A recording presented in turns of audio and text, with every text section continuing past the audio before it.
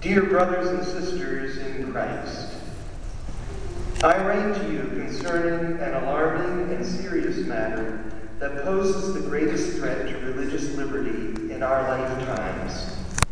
It negatively impacts the Catholic Church in the United States and strikes at the fundamental right to religious liberty for all citizens of any faith.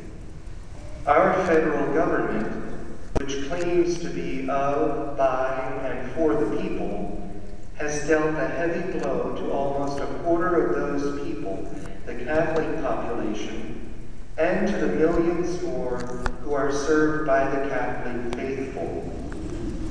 On January 20, just days before the 39th anniversary of the Roe v. Wade decision, the Secretary of the United States Department of Health and Human Services announced that almost all employers, including Catholic employers, will be forced to offer their employees health coverage that includes sterilization, abortion-inducing drugs, and contraception. Almost all health insurers will be forced to include those services in their health policies. And almost all individuals will be forced to buy that coverage as part of their policies. This governmental action is a direct violation of the protections of the First Amendment and the protections given to the Church to engage freely in her mission. Efforts by the bishops to secure conscience exemptions were disregarded.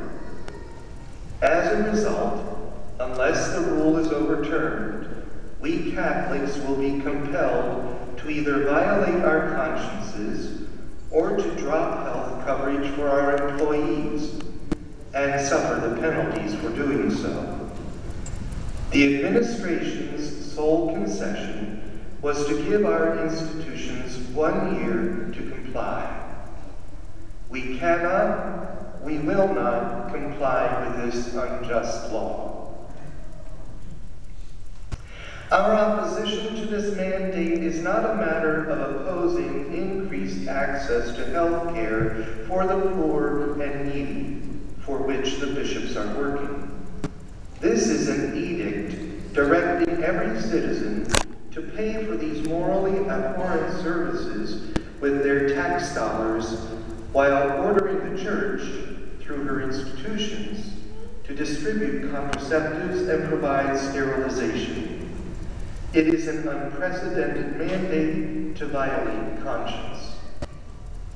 As Americans and people of faith, we cherish our religious liberty and freedom of conscience preserved and protected by the Bill of Rights. As Pennsylvanians, we are conscious of our long history of safeguarding the rights of believers, whether the Amish, Quakers, Jews, and Catholics, just to name a few. Therefore, I am asking that you prayerfully and respectfully make known your objection to this intolerable ruling and insist that your rights of conscience as a Catholic citizen be restored. As a community of faith, we must commit ourselves to prayer and fasting, that wisdom and justice may prevail, and religious liberty restored. Please visit the website www.usccb.org/conscience or www.pacatholic.org to learn more about this assault on religious liberty and how to contact Congress in support of legislation that would reverse the administration's decision. May God bless you for your faith, courage, and resolve. Sincerely yours in the Lord, Most Reverend Joseph P. McFadden, Bishop of Harrisburg. A copy of the bishop's letter is included with this weekend's bulletin, so you can take it home, share it with anyone who you might know would be interested. The websites are listed in that letter.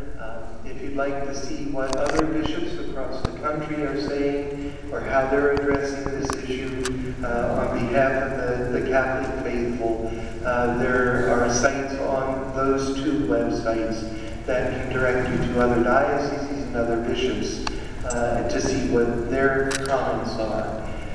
But we are at a time in our history in the nation when we have to speak out in a prophetic way, and that's part of the role that Jesus has given his church.